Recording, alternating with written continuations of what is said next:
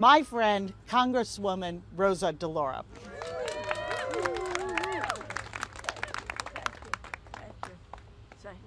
A couple of my fellow co-conspirators on the Appropriations Committee, and Congresswoman Clark, Congresswoman Frankel as well. I'm so delighted to be here. Thank you, Senator. Thank you so much for the invitation to join here with you and everyone else today.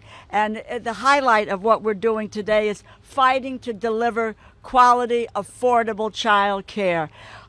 You heard from Senator Sanders and from my colleague, Representative Clark.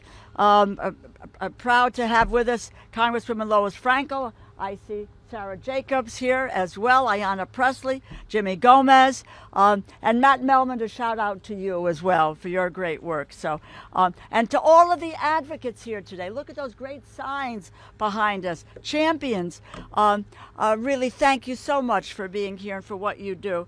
Angelica, thank you. Moms Rising, thanks for the great work, and so proud of what you did, but you pursued what you wanted to do, and still you couldn't get the help that you needed to move forward. But thank you for your courage. I especially want to say a thank you to my guest for the State of the Union. That's Alex Schiavone. Alex, raise your hand there. She is the director of the Friends Center for Children in New Haven, Connecticut. Spent her career elevating the voices of children, fighting on behalf of children to transform what is a broken system before it is too late. 30 years experience in early childhood development, elementary education, a teacher and an administrator in Connecticut and in New York. I'm grateful that she agreed to be my guest this evening, and you'll hear about her experience shortly. You are all outstanding partners in this fight. So encouraged that so many of you are wearing the crayon pins. I should have gotten the purple one, Patty. I mean, but it's okay. Okay. It's representing the show of support for the need for making critical federal investments. We can do it. We can make critical federal investments in child care. Tackling the crisis is a serious and it's an urgent economic priority. Long overdue that Congress act on this. We can get it done. We can give our parents, providers, and small businesses the support they need. I have long believed that our current system is broken. We need to build an infrastructure that respects and values women and all hard-working families in the workforce. Yes, and dads too. Thank you for your sign there. This means building a system that works for families by providing a universal paid family and medical leave program, affordable child care for all, and yes, a permanent and expanded and improved child tax credit. Universal paid leave, guaranteed access to child care have been at the center of our fight for working families. That's been for me throughout my career. There has never been a more important time to demand it.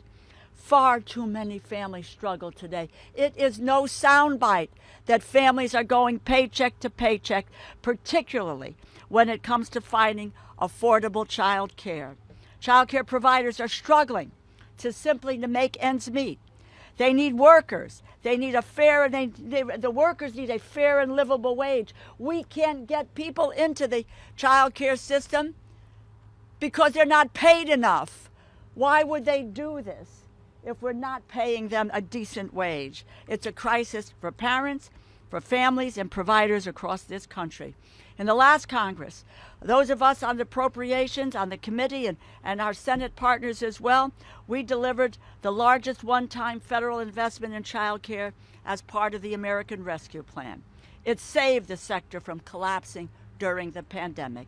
We secured an $8 billion increase, a 30% increase in federal child care funding in the bipartisan spending package that we passed at the end of the year. This will help reach about 130,000 more kids through the Child Care and Development Block Grant. While it's a step in the right direction, we have a long way to go. You have my word that I will continue to work to provide relief for hardworking families and those who deserve this. We need to keep fighting for bold reforms, and that includes passing Senator Murray's Child Care for Working Families Act. We need to do that. We need your help to do it. Thank you. So delighted to be here with you today.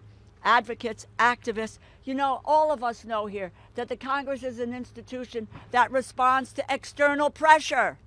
Do we not know that in this group? So you got to continue to speak out. You got to make your voices heard. And do not take no for an answer. We will be heard, so we're going to continue to fight like hell, my friends.